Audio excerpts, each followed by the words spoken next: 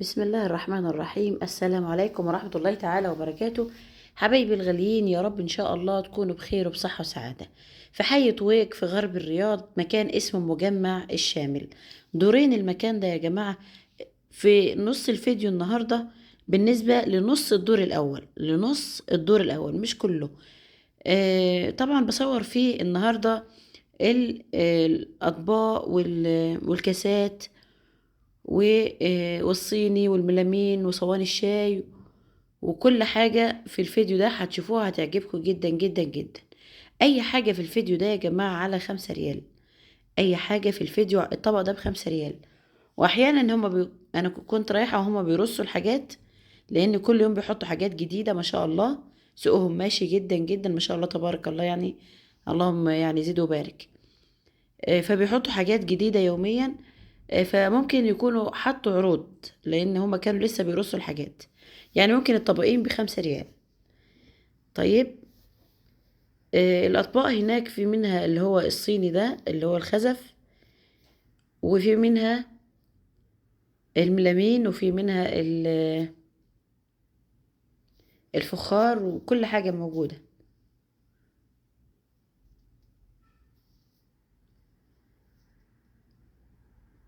جميع الاشكال والالوان والاذواق موجودة هناك ما شاء الله. اطباق كبيرة اطباق صغيرة. ان شاء الله بحط لكم اللوكيشن في صندوق الوصف، واللي حابب ان هو يروح يتفضل. المكان مفتوح كل يوم من 9 الصباح لين 1 بالليل.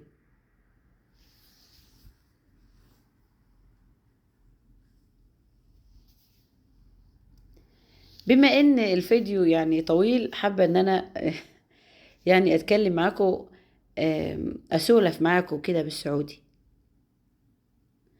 احكي لكم على حكايتي اول ما جيت هنا السعودية، وان شاء الله تكون حكاية يعني خفيفة عليكم يعني. قبل ما ابدا في اي حاجة، اي حاجة هنا ب5 ريال زي ما قلت لكم.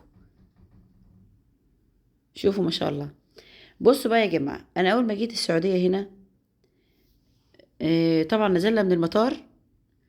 اول ما طلعنا من المطار كنا جايين الساعة 2 الظهر في شهر 6.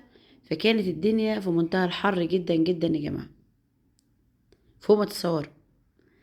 اول ما طلعت من باب طبعا المطار جوه مكيف. طلعنا من باب المطار للشارع والاقي الصهد هياكلني. فقلت سبحان الله، يعني الدنيا هنا الجو مختلف. فاول ما ركبت سيارة اجرة مع واحد يوصلنا. رجع تاني المكيف اشتغل والحمد لله رب العالمين. وصلنا هنا الشقة. طبعا ابو محمد ما كانش مجهز لنا شقة ولا حاجة، فكان مكلم واحد صاحبه قال له انا هاخد الشقة بتاعتك اقعد فيها ايه، يومين لما نجيب الشقة، لما ندور لنا على شقة كويسة ونقعد فيها. طبعا دخلنا شقة الراجل. طول الوقت مشغل مكيفات. الصوت مزعج قوي بالنسبة لي، حاجة مش واخدة عليها. يعني فضلت أعاني جدا من الحر ومن صوت المكيفات في نفس الوقت. وكان في أوضة في الشقة دي يا جماعة ما فيهاش مكيف. فزعلت مرة من أبو محمد كده، اتخانقنا مع بعض ورحت قعدت في الأوضة دي. من بعدها على طول سميتها أوضة الكفار. اللي عايز يتعذب يدخل الأوضة دي. والحمد لله رب العالمين. يعني بعد كده أخدت على الوضع عادي خالص. وحاسه ان انا لو نزلت مصر بعد كده يعني هتضايق من الجو هناك، لاني اخدت على هنا. انا دلوقتي بقالي حوالي 7 سنين اهو ما نزلتش مصر. لكن مستأنسة جدا هنا يعني ما يفرقش معايا غير ان انا اشوف امي بس والله. لكن برضو الجو هنا طبعا جميل مع المكيفات. بس انا بقول لكم يعني ايه اول ما جيت هنا. وبعدين يا جماعة رحنا عملنا عمرة. طبعا رحنا في الباص. 8 ساعات رايح جاي. واثناء ما احنا في العمرة كده آه، حصل حاجة يعني غريبة جدا. الناس، أنا كان نفسي طبعا ألمس الحجر الأسود. فالناس دفتني. سبحان الله لقيتني يعني دفتني كده لحد لما وصلت للحجر الأسود. وكان الراجل اللي هو واقف اللي هو العسكري طبعا مخلي الناس بتدور. يعني بص بصة كده واطلع على طول بسرعة. فأثناء ما أنا وقفت عند الحجر الأسود، لقيت الراجل عمل خناقة مع واحد من المعتمرين، مع راجل من الناحية التانية. فهو أثناء ما بيتخانق معاه قعد يتخانق معاه حوالي ربع ساعة، ولقيتني أنا واقفة وما يعني وعمالة أدعي ربنا زي ما أنا عايزة. فضلت أدعي ربنا سبحان الله وتعالى، يعني يوم عمري ما أنساه. دعيت فيها ساعتها إن أنا ربنا يرزقني بمحمد ابني، والحمد لله رب العالمين. ربنا رزقني بمحمد برضه في نفس الشهر. اللهم لك الحمد يعني. فجيت بقى وانا جايه اطلع من عند الحجر يا جماعه، واتضاير كده بظهري، وابص الاقي ايه، ناس من اللي هم الصينيين. طبعا الصينيين يا جماعه برغم ان هم قصيرين كده بس يعني جامدين جدا، وكابسين عليا قوي ومش عارفه اطلع، وكان هيحصل لي اختناق. ويعني ومش عارفه اطلع خالص، واحده واقفالي كده. فضلت اروح كده واجي كده، تروح وتيجي قصادي يعني. فالحمد لله رب العالمين، ولقيت ايد بتتمدلي، ايد واحده كده معرفهاش، بتتمدلي في وسط الناس كده، وراحت جايه خطفاني مره واحده ومطلعاني بره. طلعت لقيت ابو محمد واقف وقال لي الحمد لله انك جيتي بالسلامه، ما كنتش عارفه اطلع خالص. ويعني برغم صعوبه الموقف، وكنت هموت والله العظيم زي ما بقول لكم كده، لاني الحمد لله رب العالمين فزت بان انا اقف قدام الحجر الاسود واطلب من ربنا ان يديلي ولد، وعطاني محمد ابني، ولله الحمد والشكر. اللهم لك الحمد والشكر رب العالمين. انا عندي 3 بنات ومحمد بس.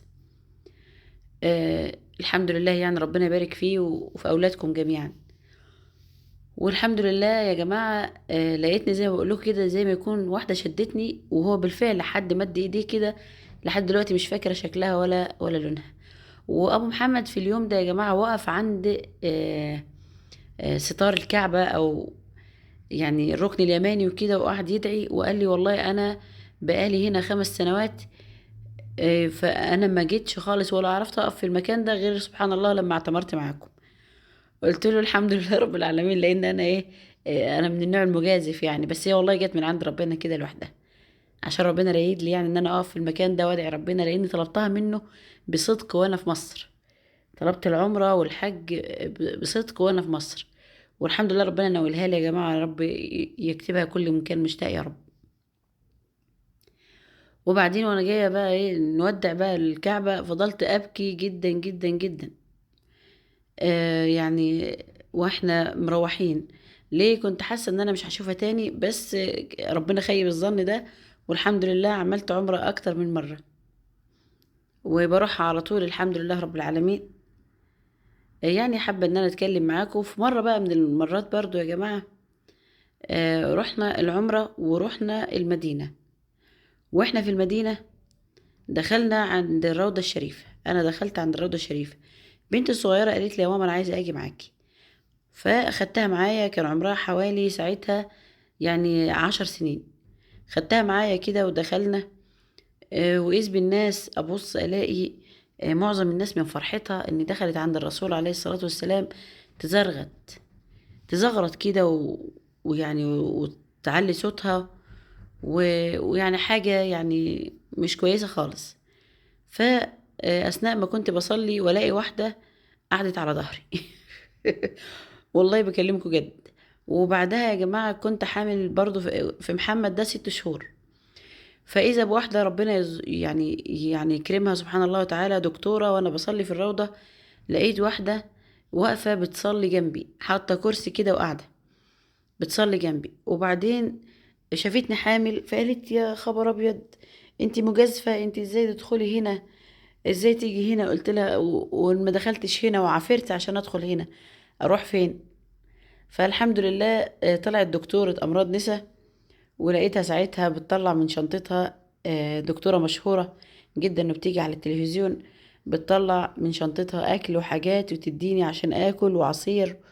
وقالت لي انت بتعملي مجهود جبار ويعني وقفت جنبي جدا، وفضلت واخدة بايدي برضو لما رحنا وقفنا قدام قبر الرسول عليه الصلاة والسلام وقبر سيدنا عمر وابي بكر رضي الله عنهم.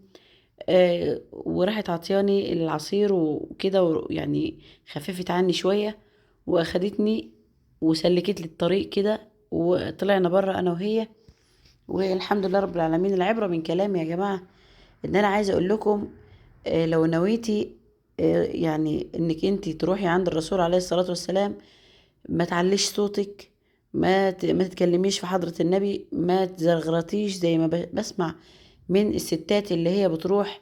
طبعا معظمهم والله زي ما بقول لكم كده، واغلبهم الفلاحين المصريين، هما بيحبوا يعني من كتر الفرحة بيعبروا عن فرحتهم عن جهل. لكن يعني ما ينفعش الكلام ده خالص يا جماعة. يعني حتى اللي يروح عند قبر الرسول عليه الصلاة والسلام، ربنا يكتبها للناس جميعا يا رب، وتكون سهلة ميسرة. يعني اللي يروح يعرف كده ان حرام الكلام عند مقام النبي عليه الصلاة والسلام وبصوت عالي، حتى الجوال يقفله. ده يعني العبرة من كلامي، والعبرة ان انا اقول لكم على حاجة زي كده. وما تخافيش خالص، والانسان ما يخافش. يعني ربما ان الواحد بيكون في مأزق اهو، وربنا يسهل لي بواحدة تكون يعني بتاعت امراض نسا، تطلع تديني اكل وتديني عصير ويعني ربنا يعني لما بيعلم صدق الحاجة من الشخص ويطلبها منه بصدق، ربنا يعني بتهيالي كده بيسر له الامر، لدرجة ان انا شفت واحدة لا اعرفها ولا تعرفني وساعدتني. سبحان الله يعني. بس كده حبيت اقول لكم على الموقفين دول. وهم جم كده معايا بالصدفة، انا ما كنتش عارفة ان انا هتكلم معاكم على الحاجات دي.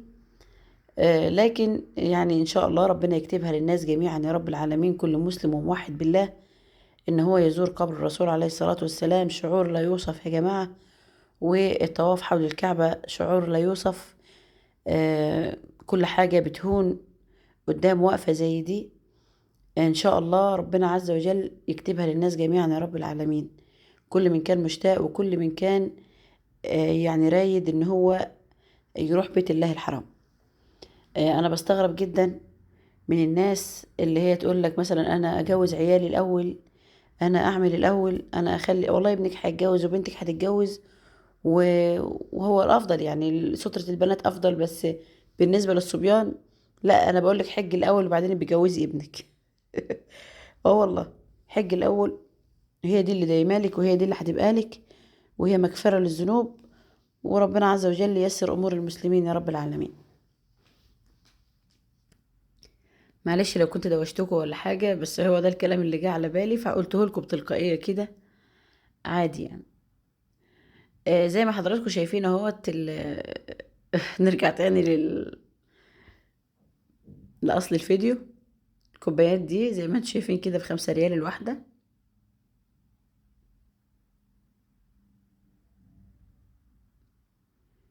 شوفوا ما شاء الله، حاجات جميلة جدا. الست ب5 ريال، 6 حبات ب5 ريال. شوف دي برضو كوبايات، كاسات عصير، 6 برضو ب5. مكان سهل، حلو، واسع، فيه كل حاجة. مكان جميل جدا، هيعجب كل الناس. وليه وهعمل لكم الأجزاء اللي باقية فيه. عاوز له ولا 10 فيديوهات يا جماعة علشان نخلص منه. الدور الفوقاني فيه ملابس وفيه كل حاجة. ان شاء الله بصور لكم فيه كل حاجة على حدة كده لوحدها. دي نص المواعين كمان. ارجو اكون افدتكم. متنسونوش من الاشتراك واللايك.